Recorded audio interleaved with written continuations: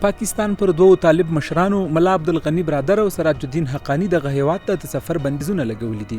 د پاکستان د بهرنیو چارو وزارت وایي دغه دوه طالب مشران له دې وروسته نشي کولی چې پاکستان ته سفر وکړي او شتمني به یې کنګل کیږي. د چارو یو شمېر کارپوهان وایي د پاکستان له لوري په طالب مشرانو دغه ډول بندیزونه د نړیوالو په سترګو کې د خاورو شیندل دي.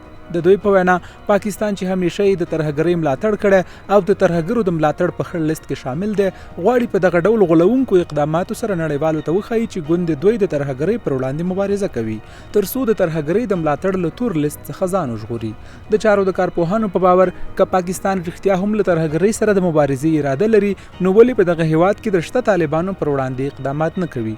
دوی وایي د طالبانو ډیری مرکزونه لکه د کوټې شورا، پېښور شورا او نور تمریناتي مرکزونه په دغه هیواد کې دي، خو دا هیواد پر وړاندې غلی دی.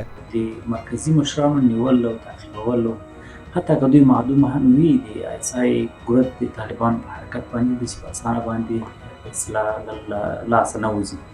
دومره خبره دا ده چې که چېرته یو څوک شل کاله دا پارټنرشپ په مخفي او ښکاره او پټ شکل باندې سره دوام ورکولی شي، دوی بیا د دوی ترمنځ دغسې یو تفاهم هم ډېر اسانه راتلی شي چې د تمثیل یوه صحنه جوړه کړي او په هغې کې د ټام اینډ جیري لوبه د موږک او د پښې سره وکړي او خلکو ته دا وښیي چې موږ یو په بل پسې یو. په حقیقت کې له پاکستان د فشار کمول دی. پر پاکستان تورونه دي چې همیشه یې د ترهګرو ملاتړ کړی او په دغه هیواد کې د طالبانو مرکزونو ته ځای ورکړی دی.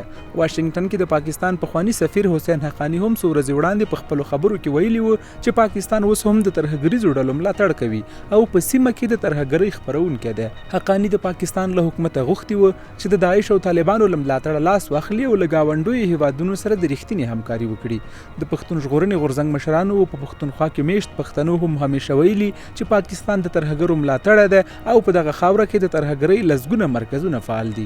شنونکي وایي پاکستان د افغان سولې پروسې په روان بهیر کې هم ژمن نه دی او همیشه یې کوشش کړی چې له طالبانو څخه د خپل هیواد په ګټه کار واخلي.